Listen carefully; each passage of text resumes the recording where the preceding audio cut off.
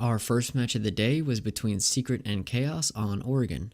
Secret took an interesting approach to attacking the downstairs bomb site, establishing pillars control by focusing E-box hatch accompanied by a tower stairs push. This worked the first time that they did it, but Chaos showed some flexibility on defense and were quick to make some mid-game adjustments.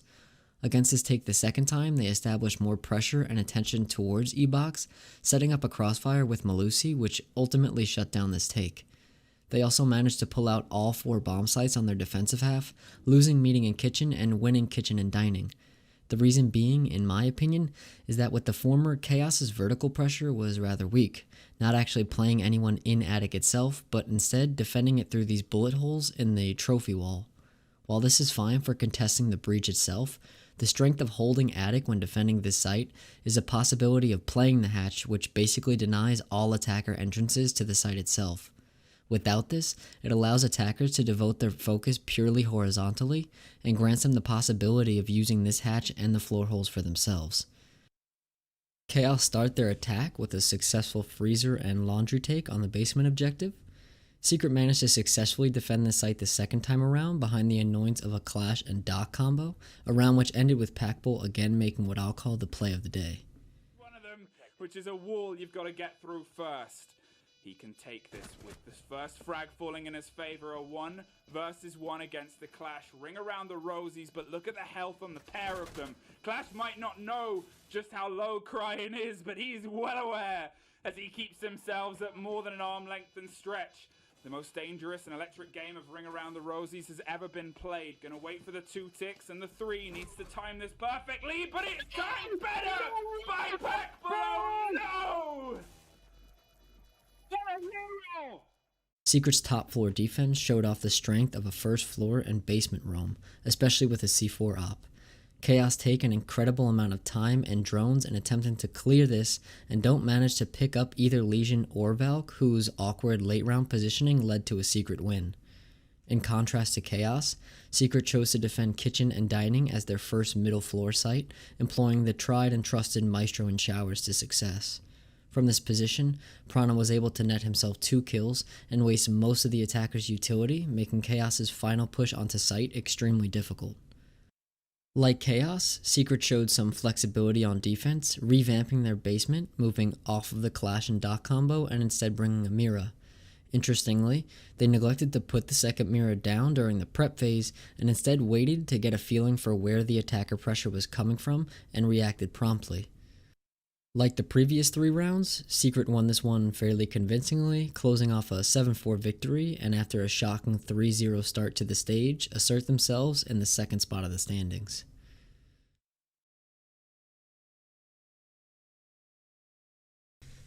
As per usual, VP are incredibly quick to gain map control and attack, getting lobby hatch open and finding an early round trade. They choose to go for a laundry freezer push, which, due to the nature of this kind of a take, is shut down quite easily by Empire since there was no real threat of a late round backstab.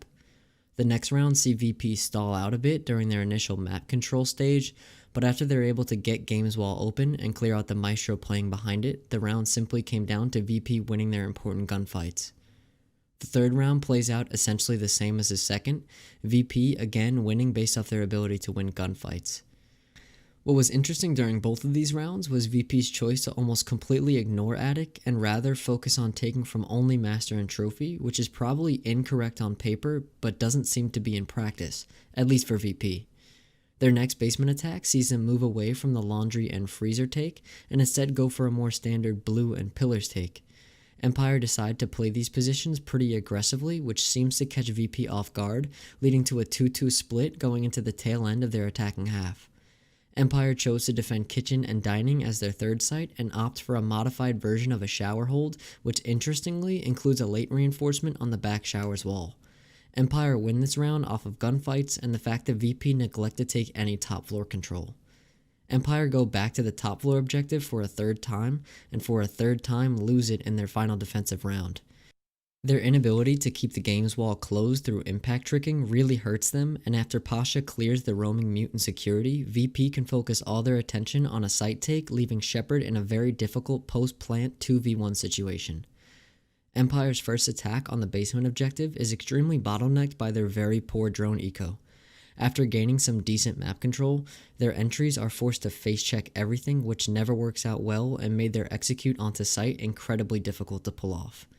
Empire opt for a more standard attack than VP for the top floor bomb site, but their inability to get an early round pick and lackluster drone work sees Rask get this easy kill onto Dan, again resulting in a round loss for Empire. This next round is perhaps my favorite of the whole Playday, as it sees VP use 6 impact grenades to eliminate all of Empire's hard breach and keep the showers wall closed for the entirety of the round. This makes taking showers incredibly uncomfortable for Empire and ultimately leads to another attacker loss. The final defense for VP shows off Rask's ridiculous mechanical skill in blue, putting Empire in a pretty early 2v4 situation, which is just too tall of a hill for them to climb, resulting in a 7-3 match loss.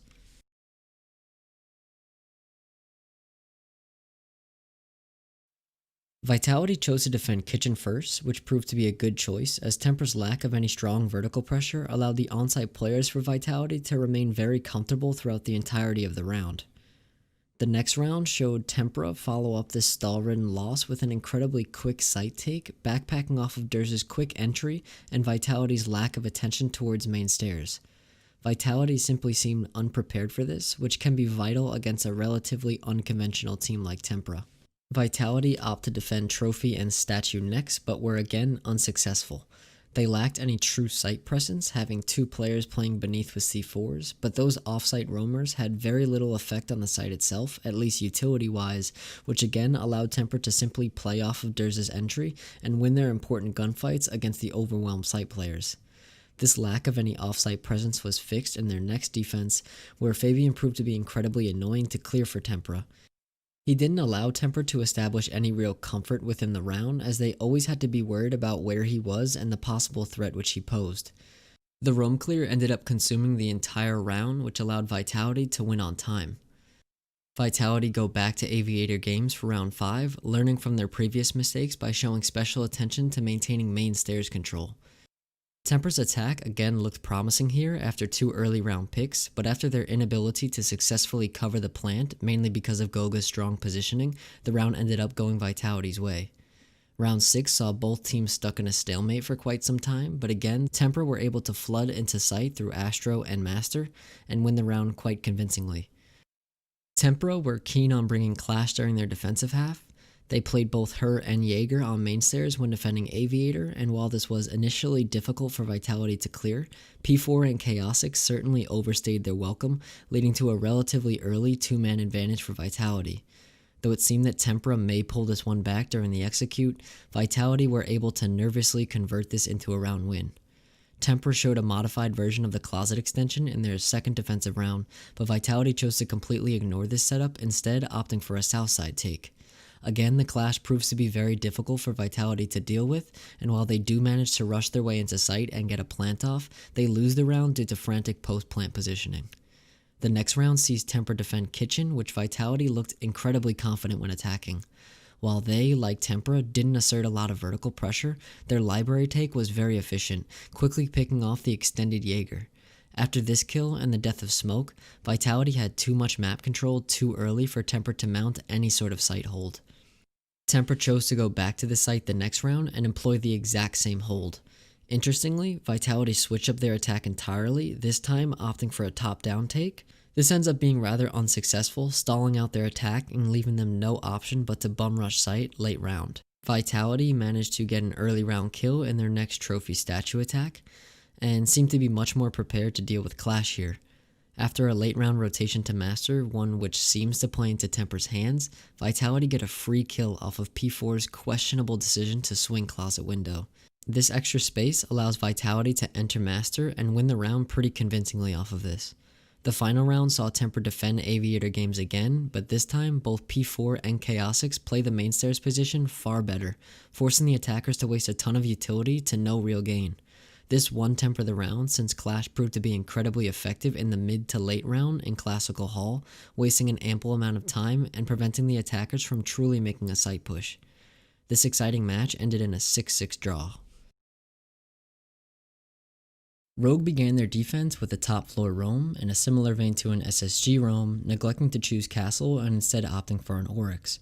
but after BDS's quick counterplay, resulting in a defender death and consequentially triggering a pretty early fallback, Rogue was simply overpowered and, typical for a defense against BDS, outgunned in sight during the final few moments of the round. Their CCTV cache defense had a similar result, though the early round looked promising with a successful impact trick on cache, stunting BDS's attack, again forcing them into a one-dimensional execute relying on coordination and mechanical skill. Unfortunately for Rogue, this seems to be successful more often than not for BDS. Rogue went back to basement for the third round, favoring a more conventional hold that was again unsuccessful. After BDS used vertical pressure to clear any potential kitchen impact triggers, they had full control of the armory bomb site, since Rogue dedicated most of their man count and utility towards church. Snaking the sledge into sight to plant while being protected by perhaps the strongest gunner in EU saw BDS start their attacking half 3-0. Round 4 unfolded similar to the second. Rogue had wasted a considerable amount of time, mainly through Karjeka's impact tricking, but after BDS snowballed after their first opening kill, taking full site control, the off-site players simply had no quick, reliable avenue back to the site.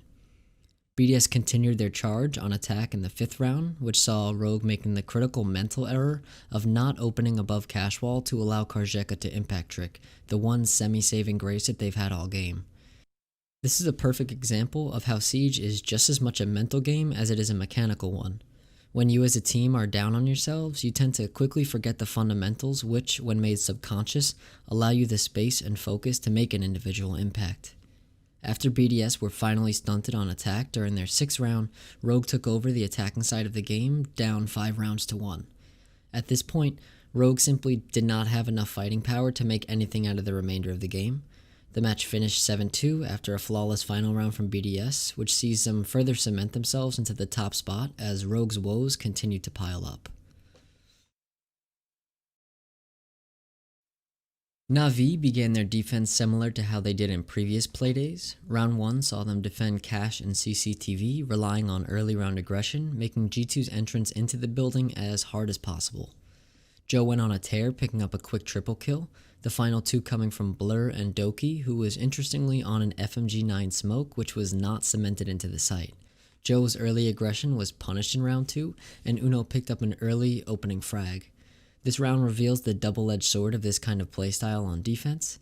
If you manage to get that early pick on a jump out, it can really hamper the attacker's presence and effectiveness throughout the remainder of the round, but when you lose that fight, generally, attackers with this man advantage at such an early point in the round are allowed the comfort of really taking their time and isolating the remaining defenders.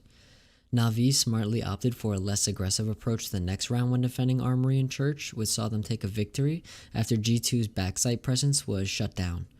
Here we saw the difficulty which a double hard breach ban presents for an attacking team on a map like Clubhouse. Since Pengu used both exothermic charges on the hatches and Uno was killed before being able to deploy any of his Selmas, the church wall could not be opened, making the final push very claustrophobic and easy to deal with. G2 in the next round made an adjustment when attacking CCTV, clearing from the gym side over in order to take construction control, but again, Navi's unpredictably aggressive playstyle saw G2 making a last-ditch effort to push into the site with a significant man disadvantage. This round also highlighted how that shield and construction which Doki was playing behind last time works both ways, allowing him to also play in a way that slows down a construction take. We saw G2 struggle on attack continue in round 5, where after getting another early pick onto Joe, they struggled to clear Doki playing at the top of red stairs. Not only did not clearing him take a significant amount of time, but allowed him to net 2 kills which really shouldn't have happened. Again, with only 1 remaining hard breacher on the board and a lack of time, G2's final push against a smoke with 3 canisters remaining and 3 Malusi gadgets to deal with was almost impossible to convert into a win. Not much change in the final round of their attack, again losing a hard breacher early and clearly being frustrated by Joe's aggression, going into their defensive half down 5-1. G2's defensive half started with a successful roam when defending the basement site, but this round was really all over the place and ended up being just a frag fest.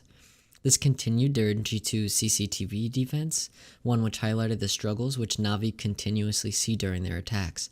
Ineffective utility usage and general inattentiveness forces them into relying on their ability to win gunfights, and while this worked on the defensive half, it quite clearly didn't work against G2's defense. After a similar result during their gym defense, G2 defended the basement again in round 10, this time choosing to bunker down inside itself, which proved to be very successful. Like G2, Navi's push was very one-dimensional, which allowed G2 to sit back in sight and just wait for the gunfights to come to them. This happened again in the next round in very tragic fashion, where Navi, after having a 3-man advantage heading into their execute, were unable to convert. While Virtue made an insane play here, it wasn't incredibly difficult for him to do, since Navi allowed him to isolate each gunfight while tucked within the site. G2 convincingly won their final defense, shutting out Navi on attack and miraculously pulling the game back to a 7-5 victory. This is a crushing result for Navi, who really looked quite good, but just couldn't piece things together in the moments which most mattered.